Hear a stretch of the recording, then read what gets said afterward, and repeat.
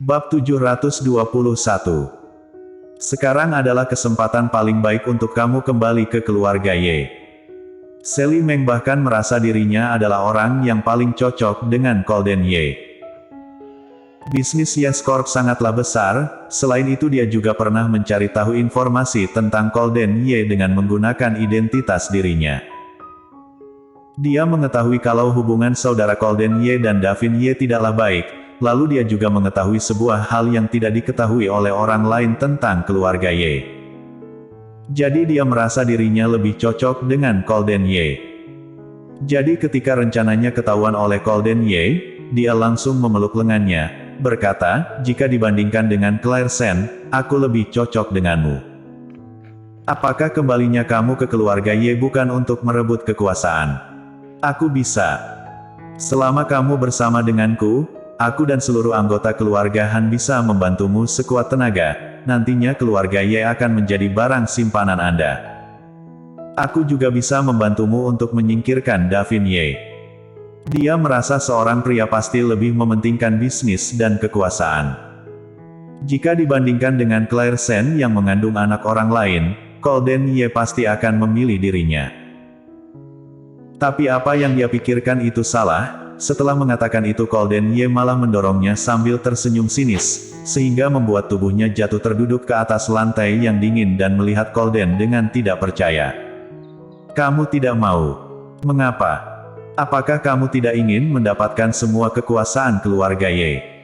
Apa kamu tidak ingin balas dendam?" Golden Ye melihat tatapan matanya seperti orang mati yang tidak terlihat lembut dan membawa perasaan sedikit pun. "Cih, kamu ini terlalu memandang dirimu atau terlalu memandang remeh diriku. Aku pasti bisa mendapatkan keluarga Ye, tapi aku Golden Ye tidak akan membutuhkan bantuan dari seorang wanita. Aku benar-benar tidak memandang kekuatan keluarga Han kalian. Gila. Benar-benar gila." Sally Han waktu itu berpikir kalau Golden Ye sudah meremehkan bantuan darinya. Jelas-jelas dia sudah tahu kalau dirinya sudah ditolak, tapi Sally Han masih tidak tahan untuk tergila-gila dengan pria itu. Dingin, tegas pasti. Meskipun tahu dia tidak tertarik pada dirinya sendiri, tapi dia masih saja mencintai Golden Ye. Jadi tidak peduli bagaimana sikap Golden kepadanya, dia tetap memberikan perhatian kepadanya. Hanya saja sebelum dia memainkan peran lainnya, identitas dia sebagai nona besar keluarga Han sudah ketahuan. Dengan cepat dia segera diusir dari keluarga Han sehingga kehilangan identitasnya sebagai nona besar keluarga Han dan berkeliaran di jalan. Karena dia sudah menyamar identitasnya, jadi Andri Han mengatakan tidak akan mengirimnya ke kantor polisi karena memandang hubungan pertemanan antara dia dan Claire Sen. Tapi dia tidak boleh membawa semua hal yang keluarga Han telah berikan kepadanya. Sally Meng yang kehilangan segala hal sehingga berkeliaran di jalanan, akhirnya dia hanya bisa kembali ke rumah ayahnya yang gila akan berjudi. Ternyata dia langsung dipukul hingga kepalanya mengeluarkan darah dan tidak memiliki uang untuk mengobati lukanya saat dia baru pulang ke rumah. Setelah itu, Sally Meng tidak berani berada di rumah lagi dan tidak memiliki tempat tinggal, jadi dia hanya bisa bekerja sampingan. Karena dia sudah terbiasa dengan kehidupan menjadi nona keluarga Han, jadi ada banyak pekerjaan yang tidak bisa dia lakukan. Selain itu jika mendapatkan pekerjaan, kalau dia tidak takut kotor, maka dia takut capek. Sehingga dia pun dipecat karena berbagai macam alasan atau menyerah sendiri. Setelah itu dia tidak mendapatkan uang sama sekali, lalu dia juga dicari oleh orang untuk melunasi hutang ayahnya, kemudian dirinya pun ditarik ke bar. Masa lalu dia terlalu kelam, setiap dia teringat dengan masa lalunya, Sally Meng merasa lebih baik mati daripada hidup. Dia merasa dirinya bisa jatuh dari kehidupannya yang mewah hingga menjadi rakyat jelata dalam waktu satu malam karena Claire Sen. Claire pasti sudah iri dengannya, jadi dia merebut Golden dari dirinya, jadi dia ingin balas dendam kepada Claire karena sudah merebut identitasnya, menyakiti dirinya, lalu diperlakukan dengan setiap kenangannya seperti air mata darah. Sekarang Sally merasa senang melihat Audrey kehilangan Golden Ye, ini adalah akibat karena dia sudah menyakiti dirinya. Sayangnya Golden Ye. Jari tangan Sally Meng mengelus wajah pria yang tampan dalam foto lalu tersenyum rendah. Jika orang yang ada di sampingmu waktu itu adalah aku, maka kamu pasti masih berada dalam keadaan yang baik-baik saja dan tidak akan terjadi kejadian seperti ini. Di sisi lain, setelah Davin Ye mengetahui berita ini, dia yang sedang memegang pena untuk tanda tangan langsung mengepalkan tangannya. Apa yang kamu katakan? Terjadi masalah pada Golden Ye. Orang yang datang itu menganggukkan kepala, memasang wajah yang licik. Tuan Muda Davin, aku sudah menyuruh orang untuk mencari tahu hal ini. Dengar-dengar Tuan Muda Golden jatuh ke wilayah laut yang sangat berbahaya dan dia sudah menghilang hingga sekarang. Selain bisa menyelamatkan orang yang masih selamat, keesokan harinya mereka menemukan jasad manusia yang sudah mati, karena terjadi hujan badai pada malam kejadian bencana itu. Jadi aku rasa Tuan Muda Golden juga sudah. Sebelum dia selesai bicara, Davin Ye tiba-tiba langsung berdiri dan langsung mencengkram kerah baju orang itu karena terlalu bersemangat. Bagaimana dengan Audrey? Dia tidak apa-apa, kan? Orang yang bajunya dicengkram itu terkejut. Tuan Muda Davin. Katakan ya, terjadi masalah pada Golden Ye, lalu bagaimana dengan Audrey? Apakah dia satu pesawat dengan Golden? Bagaimana dengan keadaan dia sekarang? Mati saja.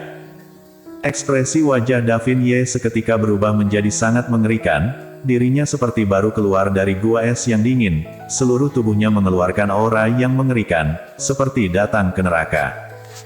Tuan Davin, tenanglah dulu. Kalau kamu seperti ini, aku tidak bisa bernafas. Katakan, Nona Audrey tidak apa-apa. Orang yang dicekik itu hampir memutarkan matanya, dalam keadaan yang darurat dia hanya bisa mengatakan satu kalimat penting. Ternyata setelah Davin Ye mendengar Audrey Han tidak apa-apa, bola matanya sedikit bergerak, lalu cekikan pada kerah bajunya menjadi lebih longgar. Dia tidak apa-apa. Benar-benar, mereka tidak berada dalam satu pesawat. Davin Ye menghelakan nafas lega, barulah dia melepaskan tangannya. Setelah orang itu mundur beberapa langkah ke belakang barulah dia bisa berdiri dengan tegap, lalu berkata dengan terengah-engah, Tuan Muda Davin tenang saja, hanya Tuan Golden yang naik pesawat itu, mungkin sekarang dia sudah mati. Apa sudah mati? Kematian Golden Ye bagi Davin Ye tidak ada hal yang spesial. Selama Audrey Han tidak apa-apa itu sudah cukup, hal yang lainnya tidak terlalu penting lagi. Tuan Muda Davin, selama Golden Ye mati, maka Yeskor tidak seperti yang dulu lagi. Semua dewan direksi itu pasti akan mencari Tuan Davin lagi, karena mereka tidak memiliki pemimpin. Davin Ye menarik sudut bibirnya, lalu mengeluarkan ponsel untuk menghubungi Audrey Han. Meskipun dia mendapatkan informasi kalau Audrey tidak apa-apa, tapi berita ini pasti sudah masuk ke telinganya. Jika dia tahu terjadi masalah pada Golden Ye, maka sulit untuk menjamin kalau dia tidak akan melakukan hal yang berlebihan. Davin Ye sekarang sangat khawatir padanya. Ketika menghubungi Audrey, dia hanya mendapatkan balasan dari operator yang mengatakan ponselnya berada dalam keadaan tidak aktif. Mengapa bisa tidak aktif? Davin Ye menggerutkan keningnya, dia ingin menghubunginya satu kali lagi, tapi orang tadi berjalan ke sini lagi. Tuan Davin, aku tadi sudah bilang, apa kamu mendengarnya? Mendengar ini, Davin Ye langsung mendongakkan kepalanya, lalu melihat ke orang itu dengan tidak senang. Tuan Davin, maksud aku adalah, selama Tuan Golden mati, maka ini adalah kesempatan yang paling baik untuk kamu kembali ke Yeskor. Namun Golden Ye malah mengatakan, tidak terburu-buru. Sekarang hal yang paling penting baginya adalah keselamatan Audrey Han. Tapi ponsel Audrey tidak bisa dihubungi sama sekali. Davin Ye hanya bisa mengatakan, segera kirim orang untuk cari tahu bagaimana keadaan Audrey Han. Kemana perginya Audrey setelah terjadi masalah pada Golden? Bagaimana dengan keadaan dia sekarang? Tuan Davin. Orang itu terkejut hingga membelalakkan matanya, sekarang bukan waktunya untuk melakukan hal ini kan? Jika kamu tidak segera merebut kembali Yes Corp, maka ke depannya, lakukan saja apa yang aku suruh kamu lakukan. Davin Ye mengatakan ini sambil menggertakkan giginya. Bersambung.